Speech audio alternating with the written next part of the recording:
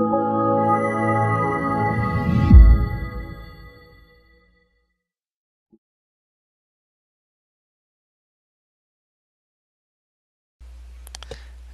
this video, we're going to show you how to input the past medical history into the encounter note.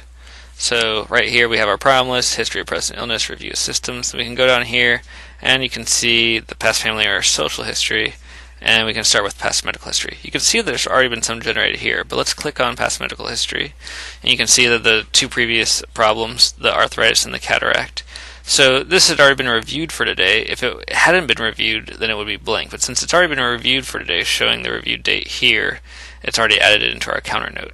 But let's say it hadn't, and it had a different review date. You can hit the reviewed button, and then it would generate the current day, and showing that you've reviewed the problems. Now there's also the add, the edit, the show inactive, and the history. If you wanted to see the inactive, you can click this button right here. These are previously created problems from the past medical history that are no longer, either the patient no longer has, or were errors that were first put in and they were inactivated. So we can click this again, and you can go back to our active problems. If we wanted to add a problem, we hit the add button. And here it pops up the common favorite problems. So these are ones that patients commonly have. So it's just kind of a favorites list for you to choose from, or you can search here. So let's say we want to do asthma. We could click it here, and it brings up our asthma. But we can also just search for asthma.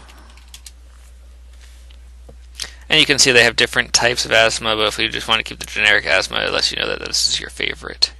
So we can click the asthma button, and as you can see, there's different sections. So past medical history, it has yes, no, or unknown. You can have the description, the display. So these are something that will show with the problems. And then the body section. This is similar to other body sections in other parts of the encounter form, whereas it'll bring up common favorites associated with this problem. So none or both lungs for this problem. But you can add body section and search for new body sections if you want to say lung, and it brings you different features or different parts that you could choose. So let's hit close and just keep with both lungs. If you know the date of onset, the provider, the facility, you can add these here. The date of onset's similar to other ones where you can do the month, the year, the date, or you can simply just type it in like 9/10/2000, and then you have the date of onset. And then these are open text boxes for the provider, facility, and comment. But you can see there's no star next to them, so they're not required. So you can hit save and next. If you want to add another problem, it brings you back to your favorites list. Let's say they also had depression. So we'll put the body section as none, and then we can hit save and close because that was the last one we wanted to add. And as you can see, asthma and depression have now been added to their problem list. We can hit save and close here, and you can see the past medical history has been inputted. So now, for the same thing with the family and social history, we can go to the past surgical history, and you can see it's the same window that generates just for past surgical history instead of medical history. And you can see the previous ones that have been inputted, they're reviewed. You click the button and it'll put the reviewed date as today, but when you first open it up, it'll only display the last reviewed date. Anytime you make a change, though, it'll assume that you've reviewed all their problems and choose for today's date. And they have a show an active button like the other sections. You can click on it and see the inactive surgical history. So these are more likely errors that were typed in. And we can click this again, and we can hit the add button. And as you can see here, now you have the past surgical history added. So you can have the favorites again that have been created for past surgical history.